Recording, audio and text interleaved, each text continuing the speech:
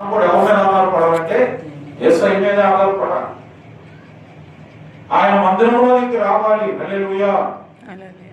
ఈ మందిరము ఆనాడు నోవాహు ఓడ అయితే ఈ దినాల్లో, ఈ కష్ట దినాల్లో, ఈ శ్రమ దినాల్లో ఎవరి రక్షణ అయినటువంటి వాడ ఆయన మందిరం. హల్లెలూయా. ఆయన మందిరంలోనికి రావడానికి దేవుడు మనం పిలుస్తున్నాడు. ఆయన ఏలవేసి ఆహ్వానిస్తున్నాడు. ఎవరైతే ఆయన స్వరాన్ని విని ఎక్కడికి రావాలి? మందిరంలో. కారణం ఏంటంటే ఈ లోకంలో ఉన్న ఆశలన్నీ గతించిపోతున్నాయి. కాలము సంపూర్ణమైపోయి భయంకరమైన పరిస్థితులు లోకంలో ఉన్నాయి అన్నయ్య.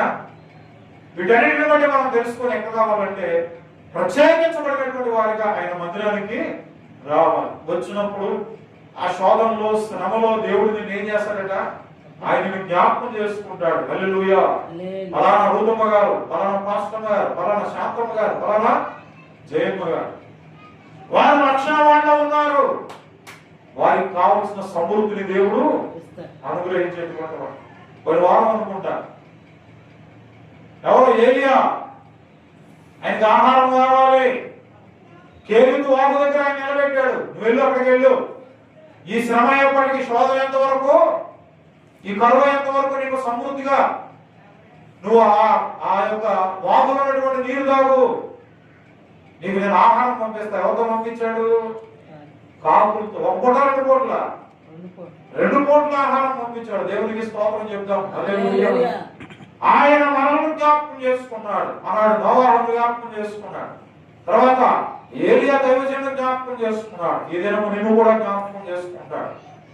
నీకు ఎన్ని కష్టాలు వచ్చినా, శ్రమలు వచ్చినా, శోధనలు వచ్చినా నువ్వు భయపడాల్సిన పని లేదు. ప్రభువానికే స్తోత్రం.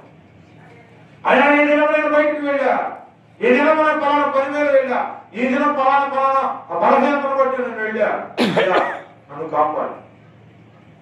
నీ సురక్షితమైనటువంటి మందిరంలో నేను ఒక సాక్ష్యం చెప్పుకునేటువంటి ఒక సోదరిగా నన్ను జ్ఞాపకం చేసుకో. ఆనాడు నోవాహును జ్ఞాపకం చేసుకున్నావు కదా, వారి కుటుంబాన్ని జ్ఞాపకం చేసుకున్నావు కనుక ఈ రోజు నీవు నన్ను కూడా జ్ఞాపకం చేసుకోమని ఏం చేయాలంటే మనం దేవుడికి మొదలు పెట్టాలి.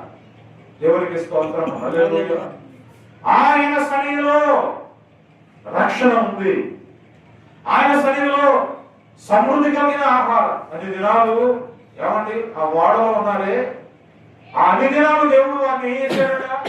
పోషించాడు. ఏమండి మనుషులకు కావాల్సిన ఆహారాన్ని మనుషులకు ఇచ్చాడు. ఏమండి పక్షులకు కావాల్సిన ఆహారం పక్షులకు ఇచ్చాడు.